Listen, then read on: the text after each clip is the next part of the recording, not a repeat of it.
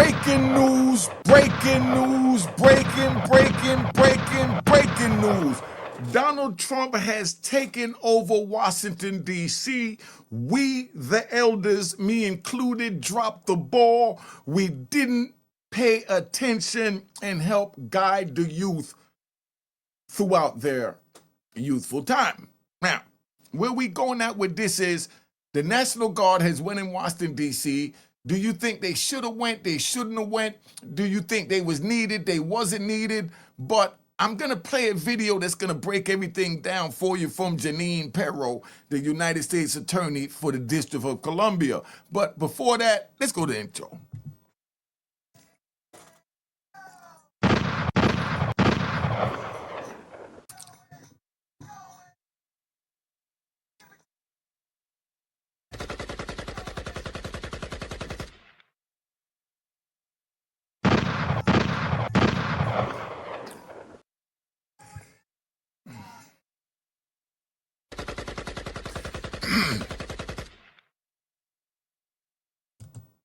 All right, you know what it is. Unique Mecca Audio, man. We here. We're going to have Janine Perro going to speak to you because what's going on is everything is out of control in D.C. I talked to a few people from down there. I didn't even watch the news. And what I'm hearing is that the youngins is just out of control. And since I've been home 26 and a half years, I fell and I was in prison. While I was in prison, our babies we left behind that we violated and dropped the ball by selling drugs and getting caught up in the war on drugs and getting the draconian sentences that at the time they felt we earned and deserved. We earned and deserved to be locked up and punished, but not for decades. Those decades trickled in where we forgot about the babies. The babies is growing up with us rotting in prison and some of us educating themselves in prison, such as me and Tone White, Lou Sims, Farris, C-Dog, Kaz, from California, Booby from the Booby Boys in Miami, JR from Chicago. I mean, I could keep going all over the United States that we didn't need 26 years. Right now, we're repeating that cycle by us not talking to the youth and us saying that they're not listening, we give up. If we give up on the youth, right? If we give up on our own youth and the government is giving us money in the form of grants to start all types of programs, keep the kids out of jail, give the kids a hopscotch tournament, just to have the little girls have something to do other than running behind the young men that's falling into the gangbanging. If they was really, the government give out money for gun violence prevention, rehabilitation. They give out billions of dollars a year. Well, maybe millions. Y'all correct me because you know the rat bastards. They look for anything to correct. Probably millions. I might have said it wrong, but you know the rats. Matter of fact, take that. We don't play that over here. You know what I mean? Now, what we're saying, right? So you fully understand. Don't get involved in crime, then you don't have to get caught up in this net that's about to happen.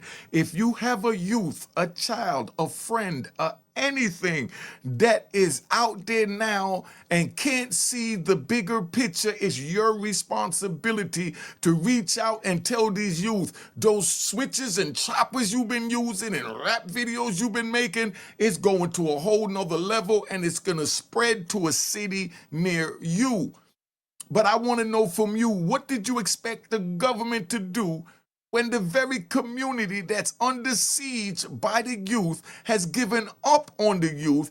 And the first thing I heard when I came home is, Unique, you can't save the youth. They ain't not trying to listen, man. You got to just give up on them and just stay out their way. So you want us to have a wild pack of youth running wild in our society that no one could control. Is the way I saw that it was playing out for the whole time that I was here.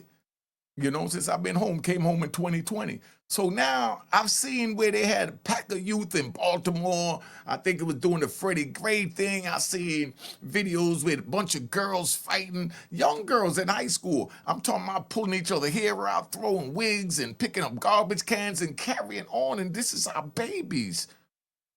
Where's the mothers? Where's the fathers? Why aren't they listening?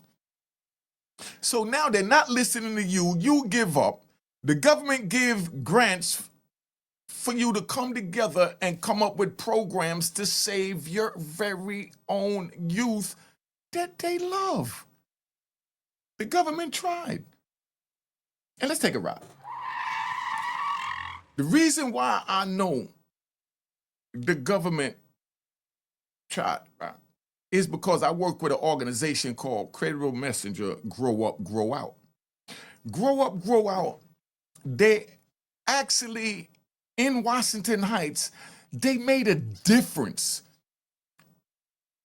We was in, we was in, what they call that? We threw all types of community events, We went in the hot spots. We was first responders. When someone got shot, we went there to talk to the families and let them know the services that's offered, because everyone thinks that when someone gets shot, it's just about the victim that got shot. But what about the family members and loved ones that affect?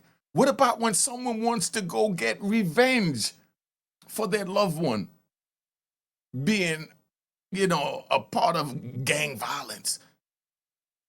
And now that family member or young one want to go and get revenge. That's where we have to stop in and show them the resources that we put together with the government grants that was given to prevent the youth from acting on those irrational thoughts of revenge. And that's what we have to do. Now the National Guard came in and I'm seeing, the statistics say that crime is down in Washington, D.C. Crime is still high in Washington, D.C. It's still too high in Washington, D.C.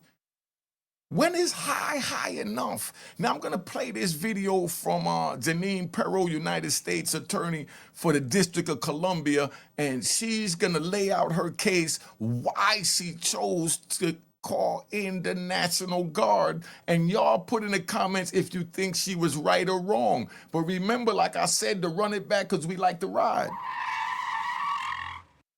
I come home to people saying that they gave up on the youth not trying to listen, not trying to learn nothing. The government is giving out multi-million dollars worth of federal grants for to create programs to try and save your own very youth in your own community.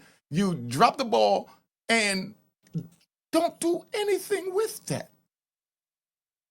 Or moving too slow with it. But the violence and crime is supposed to drop way more than that from the bag that they're giving out. What are they really doing with the bag? Put that in the comments. Like I said, I was with Grow Up, Grow Out, Credible Messengers up in Washington Heights. I ain't had nothing to do with the bag and none of that. I was just a worker working with the youth. And I seen they did the right thing with the bag. And I'm telling you now, the mayor, I think, picked it up, but he needed to pick it up because I seen the difference it made. I took young men and sat them down in the Grow Up, Grow Out office and got them their resumes done. They didn't even know what a resume was or how to spell a resume. But when you explain to them and they say, man, I asked them, the first thing I asked the youth is, why are you out there doing what you're doing? He said, man, I ain't got nothing to do and I'm broke. I said, okay, we got to create something for you to do. He said, you got a job for me? I said, yeah. You got a resume? He says, a who? You know what I mean? Resurrect. I said, no, a resume. So I said, all right, we're going to put you together a resume. What have you done? What did you like in school? And we put together a nice resume and took it to the local grocery store in Washington Heights, and they hired that young man. That's what Grow Up, Grow Out did that I seen with my own eyes, that I know that it could work if everybody do the right thing with the bag. They gave us an opportunity. You turned it down and said that the youth can't be saved. Everybody turned their backs on them. Now the federal government says enough is enough. And they come in and they decide to have their plan and course of action that a lot of people is not going to agree with. And a lot is going to agree with. But when you elect a president and he put people in positions, it don't matter what field they come from, what you thinking, because they know what's going on in their society as well.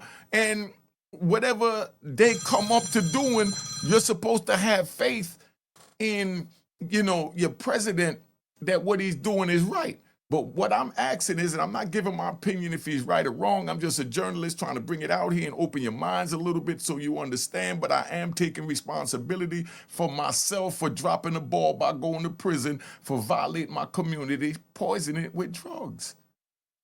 But I didn't need 30 years to learn that. That's where the draconian sentences came in. But let me get back to Janine. I did not tell I was going to play Janine. Let's ride with Janine. Thanks. There's been a great deal of discussion about crime in the district. And the other day, I wanted to get a sense of what is actually happening in the District of Columbia. I asked for the number of teens who have been shot and killed by gunfire. Teens, everyone under the age of 20.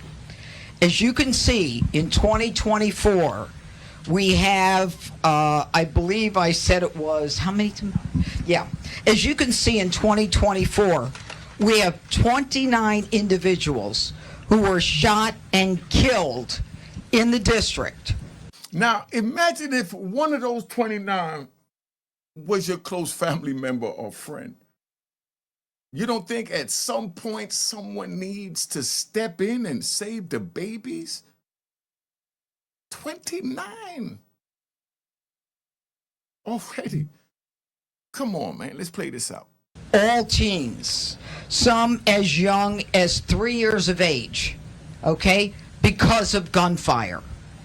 Some of these cases are solved, some of them are not solved. But what this makes clear to me is that there is a whole community that is suffering because of the violent crime in this district. And anyone who wants to tell me the crime is down and that we don't need an emergency focus on crimes of violence, all they need to do is take a look at this and talk to the loved ones and the family members of these individuals, all shot and killed long before their time. Now, over here are the individuals who were shot and killed under the age of 20, all teenagers in 2025. And the number here is 16. Again, all members of the minority community here. I don't know how many of these cases have been solved, but what I can tell you is, again, it's guns on the streets. It's individuals who are not concerned about accountability, who don't have any reason to fear law enforcement. I am here today to tell you that on behalf of all of these victims, all of these families, that they're going to be accountable, that we are going to make a difference, and that we are going to make sure that law enforcement is focused on these innocent, now silent victims of crime in the. You see how serious this is? That's why I'm doing my duty by reaching out to the youngins and the elders. Elders, please talk to the youngins and let them know that they're not playing. Now's not the time to drive around with switches in your cars and guns in your car and drinking liquor in public and smoking in public, because they're coming to clean up your mess that we allowed you to make by us dropping the ball, going to prison. And then the men and women that was left on the street when we dropped the ball, they dropped the ball too, because they put you in front of social media where you could learn how to do anything. Because women had to work. So they had to get a babysitter. So if you got a 9-10-year-old child that you know is coherent, you give them a cell phone, you get a cell phone, you leave to go to work, you say in case of emergency you call me, FaceTiming, you all right, the house all right, everything good, because they got to get the money and can't afford to pay a babysitter. So they tell that kid, okay, here's an iPad, go play with TikTok. And now they're seeing how to make switches and people getting shot and they getting desensitized to what's, to normal emotions like feeling for a dog getting hit by a car. And the kid seeing it and laughing. If you see your child with his iPad in his hand and he's looking at a video and he sees something violent happen, like somebody jump off a building and they're laughing. You know what I mean? Somebody get hit by a car and the kid is laughing and you're looking and you look at it like it's funny. Yeah, it's funny to you because you're grown and you understand. But for a 3-4-year-old to be looking and laughing, that means he's not supposed to be looking at that because that's not the emotion he's supposed to be given. But that's where the traumas begin. And then they get the games with the shoot 'em up. All day they shoot them up. And then they get access to a real gun. Well, I'm here to let you know that we dropped the ball and we, the elders, male and female, we have to come together, starting in Washington, D.C., because that's where they began. So now it's a race to save our babies. No more saying it don't matter. They're not going to listen. Okay, they won't listen, they're coming to get them. Then when they get them, you're going to say they're wrong for taking them when you're already saying that they're out of control and you feel that they're demons. Because I even heard them listed as demon childs. You know?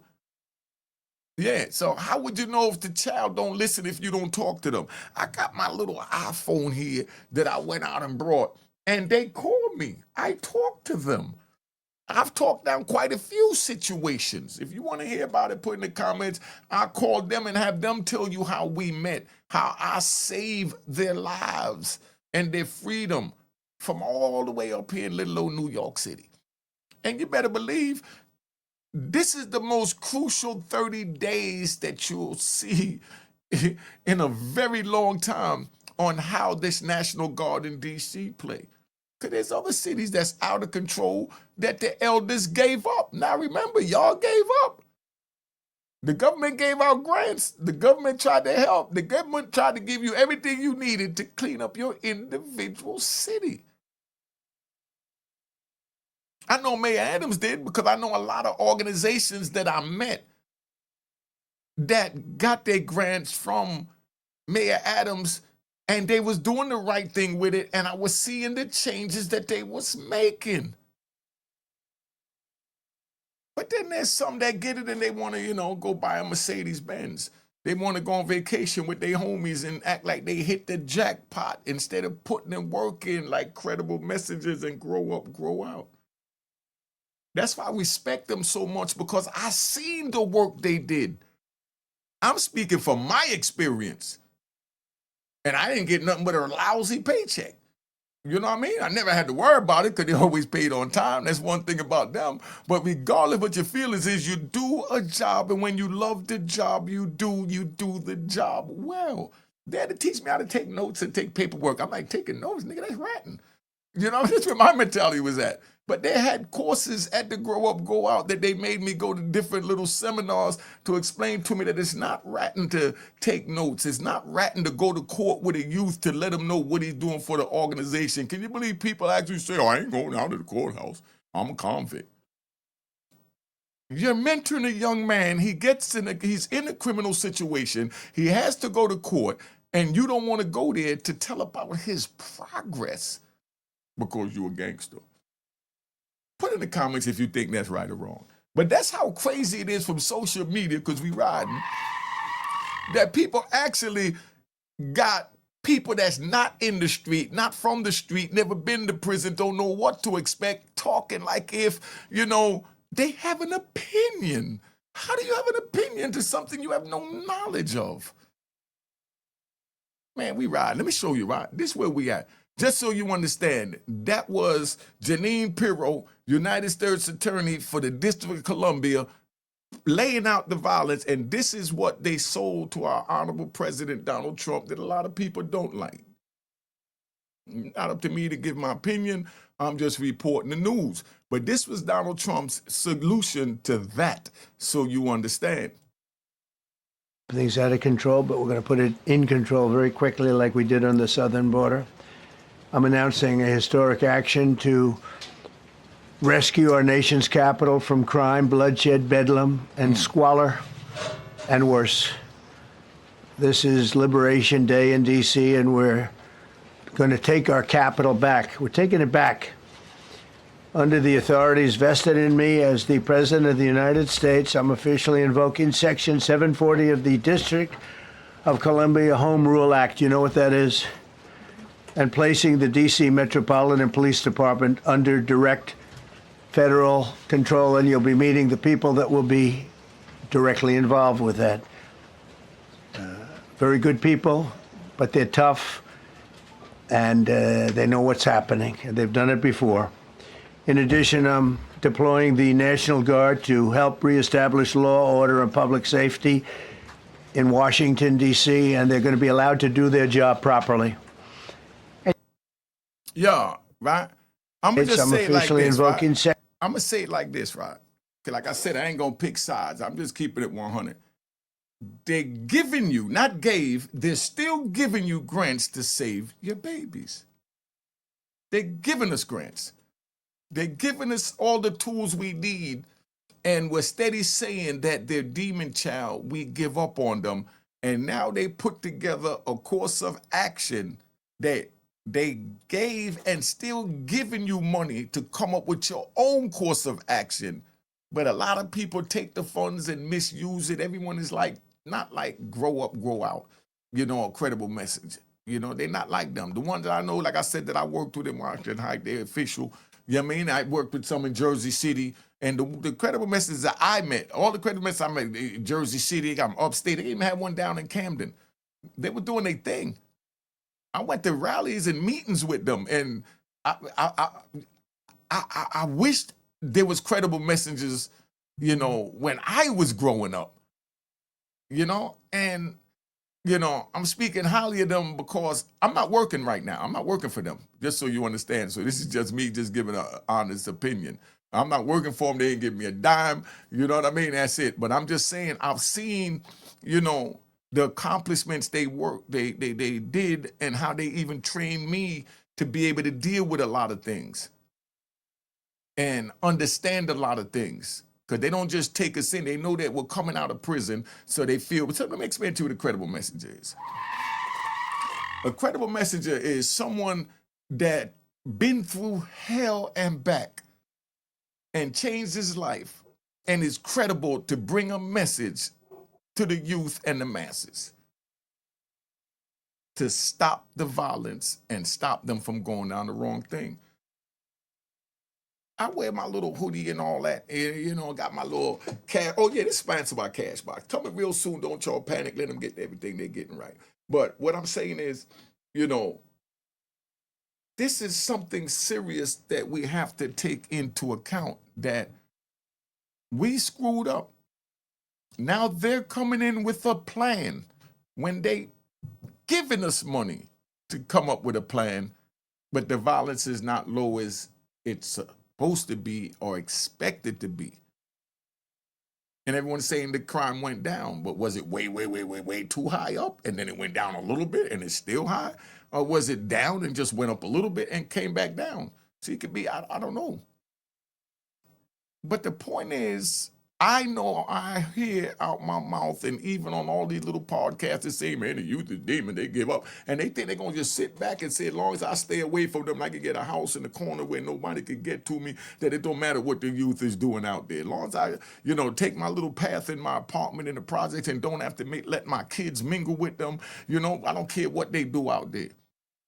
And what's going to happen when their babies grow up? If they have no violence, they out of control, they're labeled demons. So what are their babies going to be labeled as? What are they going to be like? Imagine what it'd be like in 50 years. So right now we have a president that said, no, I'm going to cut this where it's at right now because I feel it's out of control, and I'm the president and I'm doing what I want to do, and I don't care what nobody think about it. I was elected to clean up this problem, and I'm going to do what I'm going to do. See, that's a straight New Yorker. So I'm telling you like it is. Put in the comments if you like it or you don't like it. But now I want to show you something, right? Because this is about the feds. So you understand. When you're in the feds, they can send you to any state they want in the United States. They federalized the National Police, which was always, you know, a part of, you know, the federal department down there and all that, you know. So now when you get locked up in D.C., it's no use staying in D.C., county jail to do out your sentence. You go into the federal system. That means they could send you from D.C. to Alaska, Alabama, wherever they have a prison, including Alligator Alley that they built. Don't forget about Alligator Alley now. Y'all don't know about Alligator Alley? I'm going to show you a video when they went to tour it the other day, and you give your opinion. I'm not giving my opinion on it. I just want y'all to understand and talk to the youth and let them know they could possibly wind up in Alligator Alley because it's a federal jail. Imagine you youngins watching this being picked up in D.C. and they fly you down to Florida and bus you to this prison that they just toured that I'm getting ready to show. Let's see what's going on here. Got a thermostat in with me, a manual thermostat in the medical. What she did is she went into the jail, and when she went into the jail, she wasn't allowed to bring cell phones and none of that, but she bought a thermostat, a regular medical thermostat, and she held it in her hand, and she's getting ready to show that it was 85 degrees in there, hotter than the monkeys up in that joint. So if your youngins want to go there, the mosquitoes bigger than your fist. So if y'all want to keep violating, running around with switches, drinking in public, them people told you they done had enough. It's time for you to straighten up and listen to what your grandmothers or your great-grandmamas told you. Because obviously your mama ain't telling you the right thing right now. Not to disrespect the mamas, but bottom line, somebody need to tell them something. Let's play this. Intake area, it was 85 degrees. Water has to be trucked into this facility. No running pipes. It makes no sense that this is here. Their drinking water comes from the toilet. People are on the toilet, you can't drink water. Republican lawmakers. You heard that? The drinking water come from the toilet. So if y'all want to ride around out there shooting each other, they got somewhere to put you. I did 5 years in ADX, right? And I'm telling you now, that was no joke. But 5 years of this, y'all don't understand. When you say drinking water, let me tell you some of the stuff I did that y'all gonna say crazy because I like to ride. That's a sink right there in the screen, right? This is a sink, right? That's the sink.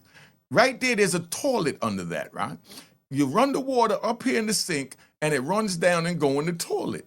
So what we do is we get some Ajax and some disinfectant from the police and, a little sponge or a green scour pad, and we wash that toilet out, right? And when we wash that toilet out and we go to the kitchen and we get our milk in the morning, or we steal some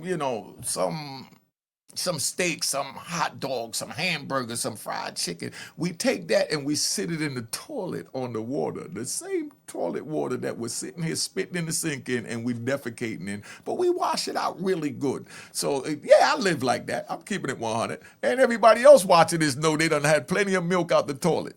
You understand what I'm saying? And y'all, out the toilet. I'm just giving it to you 100. So if that's how y'all want to live, keep doing what you're doing. So I'm calling to the elders now the same way I'm reaching out, trying to let them know what's on the other side of that wall and the other side of this plan to stop the violence, that everyone agrees the violence need to be stopped, but no one is stopping it. So the federal government chose to come in now and said enough is enough. Do you think the government is right or wrong? Put it in the comments. Put it in the comments. From where I'm sitting at right now, this is. Let's finish Alligator Alley, man. Could we ride? Makers also got a tour and said they were satisfied with what they saw. I will tell you, I was in one of the areas where I actually laid down in a bed. The bed was actually probably more comfortable than my bed at home. I'm not kidding. Alligator Alcatraz is a new ICE detention facility. It was built and opened in 8 days. It's at the Dade Collier Training and Transition Airport in the middle of the Everglades. Lawmakers at the county, state, and federal level have been trying to get a tour of this place after detainees complained about inhumane conditions inside. CBS News Miami has told you how detainees described the conditions inside. This call was posted online by a girlfriend of a detainee, where he and others claimed limited access to water and inadequate food. The state has denied those accusations. Lawmakers tell us they'd like to hold hearings on this facility, and they're planning another unannounced visit at another date. When I was in that facility looking at those cages, I saw young men who looked exactly like me. That's right. I saw myself in those cages. And so there will be hearings and there will be accountability. Miami-Dade. Yeah, so I ain't got to go all the way there. I just wanted to show you this so y'all could really understand that this is no joke. And I'm calling to all of y'all to talk to your community: New York, D.C., Chicago, California, Memphis, Georgia, California, Oakland, wherever you at, Arizona, Idaho. Tell the youth to stop it, man. That they're not gonna like the outcome. They took me away for 26 years. I'm not mad at that because I needed to be taken away. It didn't take 26 years to rehabilitate me, but that's what they felt. And that's what they gave me. And that's what I'm trying to prevent you from getting. Make sure y'all subscribe to my daughter's YouTube channel so you know how it's spelled, right? Juanita Mecca Audio. Let's get up out of here. All right.